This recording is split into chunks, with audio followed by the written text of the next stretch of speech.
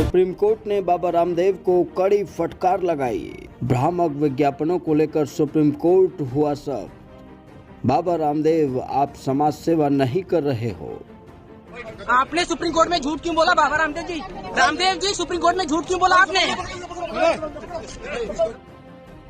योग गुरु बाबा रामदेव और पतंजलि की मुश्किलें लगातार बढ़ती जा रही हैं और अब जब सुप्रीम कोर्ट में जाकर खुद बाबा रामदेव ने पतंजलि की तरफ से माफ़ी मांगी है, जब पतंजलि की तरफ से बालकृष्ण और रामदेव कोर्ट में पेश हुए तो उसके बाद इस बात का खुलासा हुआ है कि आखिर क्यों भ्रामक विज्ञापन चलाकर जनता को परेशान और बरगलाने की कोशिश की जा रही थी। दरअसल पतंजलि योगपीठ के खिलाफ आईएमए की तरफ से एक वाद दायर किया गया था, जिस मामले में ये सवाल उठाया गया था कि कैसे बाबा रामदेव भ्रामक विज्ञापनों के जरिए प्रचार कर रहे हैं और इंडियन मेडिकल एसोसिएशन की जो इलाज करने की पद्धति है उस पर सवाल उठा रहे हैं।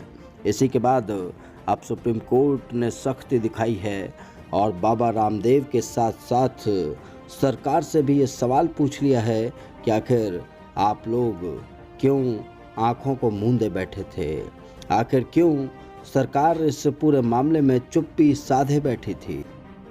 बाबा रामदेव भ्रामक विज्ञापन चलाकर पतंजलि के उन प्रोडक्ट्स को जनता के बीच में बेच रहे थे जो प्रोडक्ट्स जनता के लिए सही नहीं थे। बाबा रामदेव फर्जी विज्ञापनों के जरिए देश की जनता को गुमराह कर रहे थे।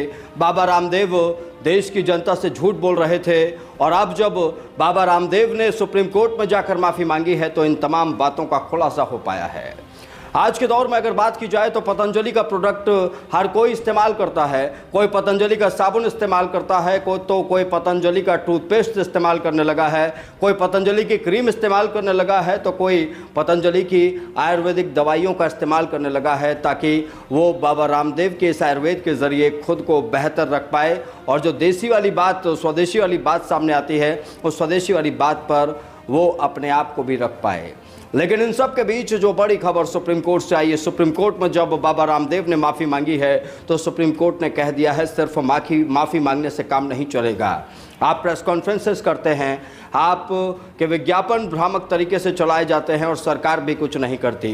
वहीं गौर करने वाली बात इस पूरे मामले में ये भी है कि सुप्रीम कोर्ट ने सरकार से भी ये सवाल पूछा है कि भाई आप लोग क्यों आंखें बंद करके बैठे थे जब बाबा रामदेव इस तरीके से ये तमाम भ्रामक विज्ञापन चला रहे थे। बड़ी बड़ी बीमारियों को आयुर्वेद से ठीक करने के दावे अपने विज्ञापनों के जरिए कर रहे थे और एलोपैथी को चुनौती दे रहे थे। दरअसल बाबा रामदेव की जो प्रोडक्ट्स हैं उन प्रोडक्ट्स के सैंपल तो कई बार फेल हुए हैं, लेकिन बाबा रामदेव का जो स्टारडम है वो इतना बड़ा है कि उसके आगे छोटे छोटे अधिकारी इस पूरे मामले में बोलना भी पसंद नहीं करते। ऐसी कई रिपोर्ट्स हम आपको पहले दिखा चुके हैं, लेकिन अब जब उंगली हुई तो उंगली हुई आईएमए की तरफ से।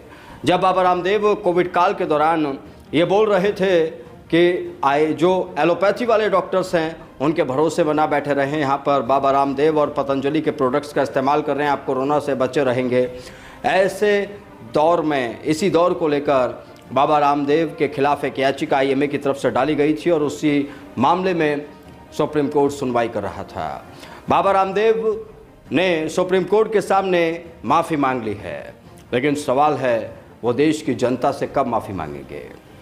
क्या वो प्रोडक्ट्स और उनके वो दावे सही थे जो वो जनता तक पहुंचा रहे थे? क्या वो समाज सेवा कर रहे हैं? ये बात सुप्रीम कोर्ट ने भी कही। महत्वपूर्ण बात है ये। सुप्रीम कोर्ट ने कहा कि आप कोई समाज सेवा नहीं कर रहे हो, आप धंधा कर रहे हो और उस धंधे में आप भ्रामक विज्ञापन चलाकर क्यों जनता को बरगलाने की कोशिश कर रहे हो, ये सुप्रीम कोर्ट ने कहा है। तो बाबा रामदेव के लिए एक और मुसीबत है। इसके अलावा केंद्र सरकार से भी जवाब मांग लिया है सुप्रीम कोर्ट ने। सुप्रीम कोर्ट ने कह दिया है कि भाई आप भी जवाब दीजिए कि आप आंखें बंद करके क्यों बैठे रहे इन भ्रामक विज्ञापनों को लेकर। बाबा रामदेव को मिली इस फटकार के बाद क्या सोचते हैं आप?